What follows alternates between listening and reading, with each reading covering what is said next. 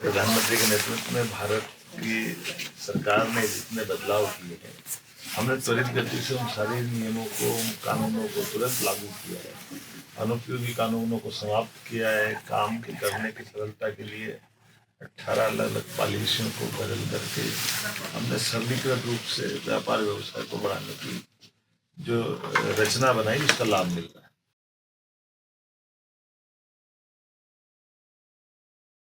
देखिए, हमारे यहाँ बहुत सारी अनुकूलता है, उसका लाभ हमको केवल लेने की आवश्यकता है और इसीलिए हमने उसको लिया। एक तो सबसे पहले इच्छा शक्ति हमारी होनी चाहिए, फिर हमारे सभी संसाधनों के बलबूते पर उनको रिन्यू करते हुए हम कहाँ कहाँ क्या क्या कैसे स्कोप ढूंढ सकते हैं, उसी आधार पर पर्याप्त लैंड बैंक हमने बनाया। बिजली सरप्लस है, हमारे आवागमन के सारे इंफ्रास्ट्रक्चर के जरिए हमने सब संसाधन जुटाए हैं।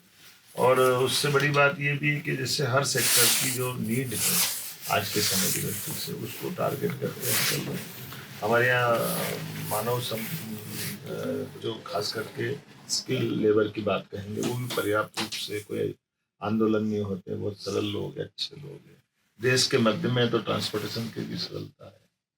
और सेक्टर कौन सा बताएं, टूरिज्म है, माइनिंग है, हेल्थ है, एजुकेशन है, एमएसएमई की सभी इंडस्ट्रियाँ हैं।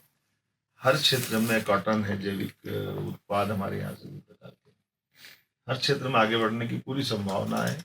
और सच में हरा भरा मध्य प्रदेश ये सबको आकर्षित भी करता है और इसका लाभ भी हमको लेना चाहिए।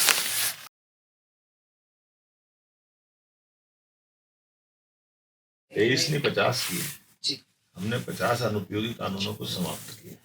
और जैसे जैसे भारत सरकार बताती, जैसे लेबर लॉ में कुछ संशोधन हुए, जहाँ होते हम त्वरित गति से उस पर कार्रवाई करते हुए भारत सरकार के मार्गदर्शन में उसको दूर भी करते हैं। और कई जगह भारत सरकार की पॉलिसियाँ या हमारे राज्य की कई अनुकूलता है तो हम उस दिशा में भी आगे बढ़ जाते हैं। जैसे उदाहरण के लिए हमको लगता है कि रोजगार आधारित अगर इंडस्ट्रियाँ लाना है तो इंडस्ट्रियों को कैसे प्रमोट करना, लेबर आधारित अगर कोई करेगा तो लेबर को पर लेबर अलग से कुछ राशि डिसाइड करके भी हम उसको लाभ दें, ताकि वो हमारे रोजगार का अवसर उत्पन्न करे।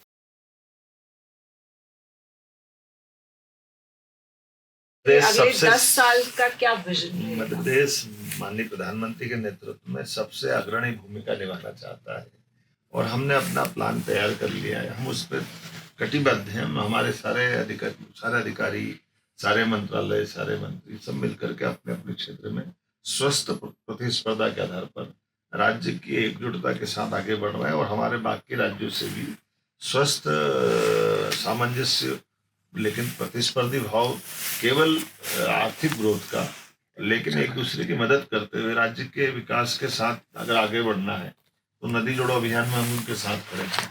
राज्य के साथ पड़ोस के राज्य में बिजली का बंटवारा करना है तो यूपी के साथ हम बंटवारा करके आगे बढ़ रहे हैं। इसलिए राज्य की भौगोलिक संपदा के साथ साथ हमारे आसपास की अनुकूलता को भी हम ध्यान लेके चल रहे हैं और कुल मिलाकर के देश एकजुटता से आगे बढ़े। दुनिया के सामने भारत की बहुत अनुकूलता है और उस ताकत के साथ हमको चलना चाहिए।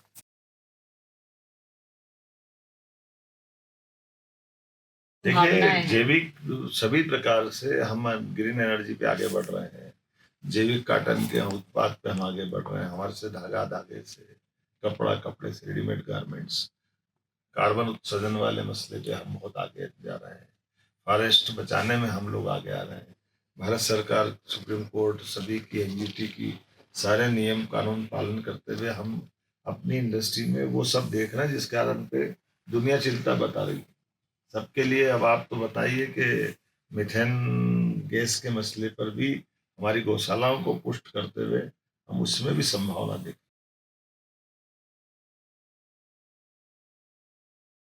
टूरिज्म भी एक प्रकार का नहीं, टूरिज्म सब प्रकार का, रिलीजियस टूरिज्म हमारा है।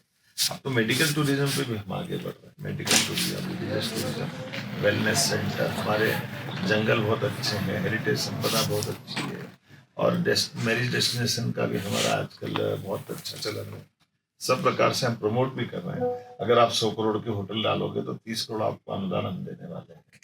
हम कई प्रकार की और भी सुविधा दे रहे हैं जिस कारण से टूरिज्म के सेक्टर में हमारी बहुत अच्छी भूमिका है। और केवल हम ये इकाइयाँ खड़ी कराने तक नहीं, हमने वो सब अनुकूलता के लिए कल्चरल प्रोग्राम की भी पूरी लिस्ट बनाई है। तो हर एक स्थान को कैसे उठाना, उसके लिए जो बन पड़ता वो सब कुछ